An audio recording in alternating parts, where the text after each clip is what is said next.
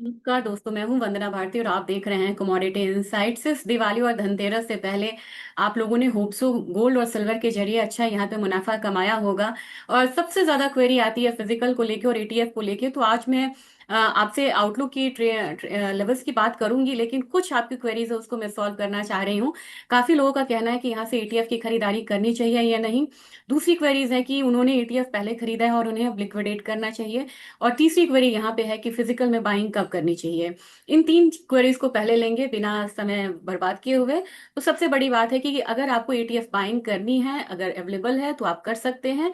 अगर आपका ध्यान यहाँ पे साल, 1.5 साल, 2 साल के लिए है तो आप बाइंग करें। अगर शॉर्ट टर्म का है तो ईटीएफ बाइंग यानी कि इस लेवल से चांदी में करेक्शन आ सकती है। ओवरऑल बोलेंगे आपकी शॉर्ट टर्म का प्रिडिक्शन क्या है, मतलब आउटलुक। शॉर्ट टर्म मुझे $60 लग रहा है। अगर आप यहाँ पे थोड़ा लॉन्ग टर्म जाएंगे तो मैं 65-67 डॉलर तक चांदी को देख रही हूँ। ये 2026 के लिए, 2025 के लिए नहीं है। अब यहाँ पे मैं ये उन लोगों का जवाब देना चाहूंगी जिन्होंने कहा है कि ईटीएफ उन्होंने काफी पहले बाइंग करा था, काफी बढ़िया प्रॉफिट है तो उन्हें निकलना चाहिए। आपका ध्यान अगर शॉर्ट टर्म का है तो यहाँ पे प्रॉफिट बुक कर सकते हैं। वैसे मैं बहुत ज्यादा वित्तीय यहाँ पे सलाह नहीं दे सकती, फिर भी एटलीस्ट लेकिन आपको पार्शियल प्रॉफिट बुकिंग करनी चाहिए। लेकिन अगर आपको कोई इमरजेंसी नहीं है तो एटलीस्ट थोड़ा सा पैसा आप अगले नेक्स्ट लेवल के लिए रखिए, क्योंकि जिस तरीके की चांदी के फंडामेंटल्स हैं वो काफी स्ट्रांग है और आने वाले समय में आपको बढ़िया यहाँ पे रिटर्न देगा। तो लॉन्ग टर्म के लिए रख सकते हैं। तीसरा यहाँ पे सवाल था कि फिजिकल में खरीदारी करें या नहीं। फिजिकल में खरीदारी अभी नहीं करें। अब आप बोलेंगे फिजिकल में खरीदारी क्यों ना करें। तो फिजिकल में खरीदारी इसलिए ना करें क्योंकि लंदन में जो वहां का प्री फ्यूचर्स है और वहां का जो स्पॉट मार्केट है, सिर्फ 1% का वहां पे आपको प्रीमियम चल रहा है। जबकि हमारे यहाँ चांदी की बात की जाए तो हमारी चांदी पे 17% का यहाँ पे प्रीमियम है। अब आप इसे स्पेकुलेटिव ना मान के, अब ज्वेलर्स की भी यहाँ पे बात समझनी होगी, क्योंकि चांदी अवेलेबल है नहीं। वो जो इंपोर्ट करेंगे अभी, वो इंपोर्ट करेंगे बड़े हायर प्राइस पे, बड़े प्रीमियम पे। तो जब इंपोर्ट ही प्रीमियम पे होगा तो आपको मिलेगा भी प्रीमियम पे। ऐसे में कुछ डिस्क्रिपेंसीज हो जाती हैं। कुछ ज्वेलर्स यहाँ पे ज्यादा चार्जेस कर रहे हैं, सबके अलग अलग हैं। जीएसटी का अमाउंट बदल जाता है जब आपका बेस बड़ा हो जाता है। वो तो आपका जीएसटी का अमाउंट बड़ा हो जाता है, मेकिंग चार्जेस भी बढ़ जाते हैं। तो कुल मिला के आपको चांदी के लिए यहाँ पे ज्यादा पे करना पड़ रहा है। लंदन वाले पे कर रहे हैं 1%, आप पे करेंगे 17%। तो लेट द डस्ट सेटल और ये प्रीमियम कम होता है तब यहाँ पे खरीदारी करें। तो ईटीएफ में आप बाइंग कर सकते हैं, डेरिवेटिव में कर सकते हैं। फिजिकल को प्लीज अवॉइड करिए यहाँ पे, क्योंकि अगर आपने फिजिकल बड़े हाई लेवल्स पे लिए, करेक्शन आया तो एक लंबा आपको लगेगा कि अरे मैं इसमें फंस के रह गया। दूसरी चीज है कि एक मैं यहाँ पे मैंने वर्ड फाइल पे कुछ पॉइंट्स यहाँ पे कलेक्ट करे थे। मैं ज्यादा टाइम नहीं लूंगी, लेकिन मुझे लगता है ना कि जब आप इतना बड़ा पैसा लगा रहे हैं तो आपको ध्यान देना चाहिए इन सब चीजों पे। जो सबसे बड़ा ईटीएफ होर्डिंग अभी तक का हुआ है वो, इसे हम खरीदना बोलेंगे। और देखिएगा कि top 10 physically backed silver ETF में 7 महीने से लगातार पैसे आ रहे हैं, जो कि आउटफ्लोज देखा जाता था। इसके बाद अगर आप देखिएगा तो जो ओवरऑल जो अवेलेबल मेटल था, पहले जो 26,000 टन का होता था 2019 में, वो यहाँ पे 6200 पे रहा है। कुछ टाइपो एरर को यहाँ पे आप इग्नोर कर सकते हैं। अब जो लंदन के वॉल्ट में है कि लोग देखते हैं कि इतना सारा तो यहाँ पे रखा हुआ है, लेकिन इन लंदन के वॉल्ट में क्या है ना कि ईटीएफ को लेके, क्योंकि ईटीएफ जो होता है वो फिजिकली बैक्ड होता है। तो जितना भी लंदन के वॉल्ट में सिल्वर है उसका 65% जो है वो अभी क्या है, वो बैक्ड बाई ईटीएफ है, तो वो उसको इस्तेमाल नहीं कर सकते हैं। इंडिया का डिमांड सर्ज हुआ है 800 टन का।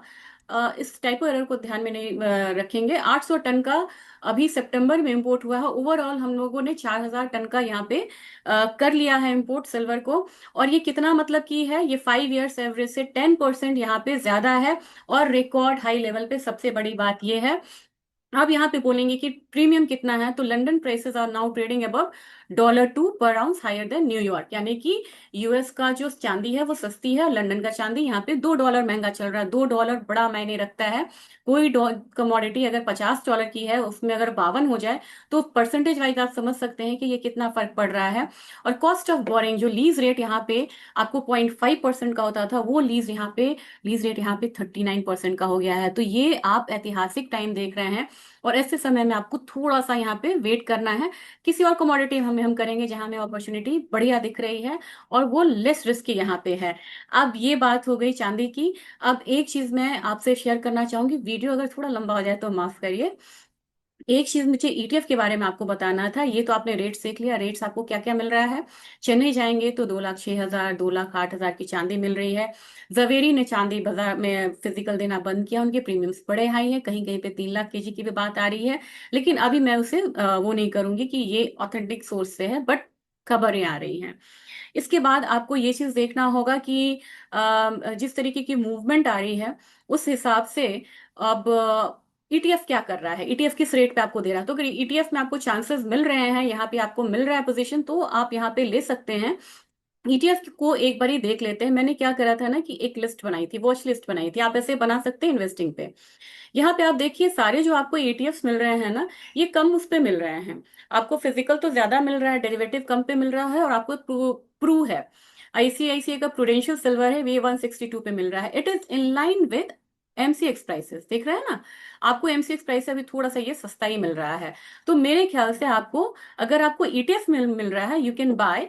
लेकिन अभी थोड़ा सा संभल के करेंगे, जैसे कोटक सिल्वर थोड़ा सा कम पे है, एचडीएफसी सिल्वर थोड़ा सा कम पे है। इनके अपने अपने खर्चे होते हैं, उसके हिसाब से यहाँ पे प्राइस भी वेरी करता है।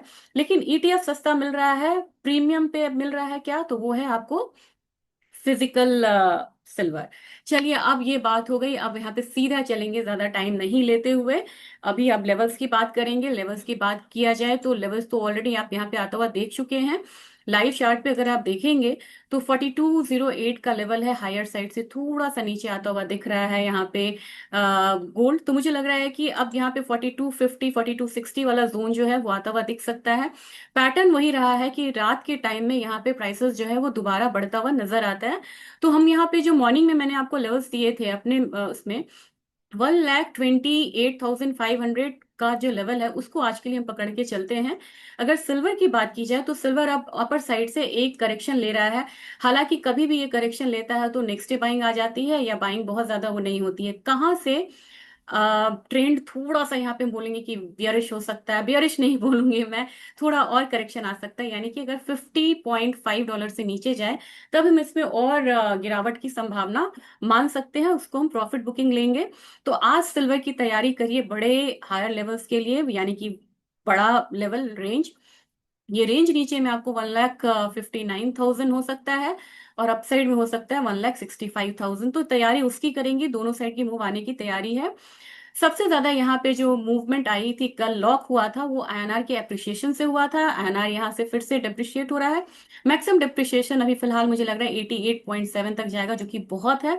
और मुझे लग रहा है कि इसकी वजह से गोल्ड सिल्वर का जो फॉल है वो लॉक रहेगा। कैसे लॉक रहेगा, आप यहाँ पे देख सकते हैं। आज तो 0.26% वहां पे बढ़ा है, तो हमारा इतना बढ़ा है क्योंकि यहाँ पे हमारा आईएनआर जो है दोबारा डिप्रिशिएट हुआ था। लेकिन कल की मूवमेंट में देखेंगे तो कॉमेक्स गोल्ड सिल्वर ज्यादा बढ़ा था और हमारा जो है कम बढ़ा था, because of currency. Crude oil में, क्रूड ऑयल बिल्कुल रेंज में है। अगेन मैं वही लेवल बोलना चाहूंगी, 5130 से लेके 5230 वाला लेवल रहेगा। 5130 को ब्रीच करता है, देन हम यहाँ पे 45 वाला 85 वाला जो जोन है वो आता हुआ देख सकते हैं। नेचुरल गैस में काफी लोगों की पोजीशंस फंसी हुई हैं। मैं कोशिश करूंगी यहाँ पे कि एक बारी आपको अच्छे से एनालाइज करके, मुझे थोड़ा टाइम दीजिए, मैं आपके पास तो छोटा सा वीडियो लेके आऊंगी। फिलहाल मुझे लग रहा है 280 के करीब यहाँ पे प्राइसेस जाएंगे। प्राइसेस क्यों नहीं ऊपर जा रहे हैं, प्राइसेस इसलिए नहीं ऊपर जा रहे हैं क्योंकि यहाँ पे माइल्ड वेदर की वजह से ये थोड़ा सा रुक रहा है। जिंक के बारे में बताऊं तो जिंक मुझे लग रहा है आज करेक्ट होना चाहिए, 288 से लेके 292 का जोन यहाँ पे होगा। जबकि लेड जो है बिल्कुल यहाँ पे रेंज में है, और नीचे एक सपोर्ट ले सकता है 178.3। एल्यूमिनियम की बात की जाए तो एल्यूमिनियम आज एक जोन में रहेगा, और यहाँ पे करेक्शन आ सकता है 261.2 का। कॉपर में बात की जाए तो कॉपर मुझे लग रहा है कि एक बारी जो मैंने 985 हमेशा आपसे बोला है, वो 985 मान के चलिए, वो वाला जोन जो है एक बार ही आ सकता है। 978 इनफैक्ट हम यहाँ पे रख सकते हैं। तो 978 का एक सपोर्ट आपको बनता हुआ दिख सकता है कॉपर में।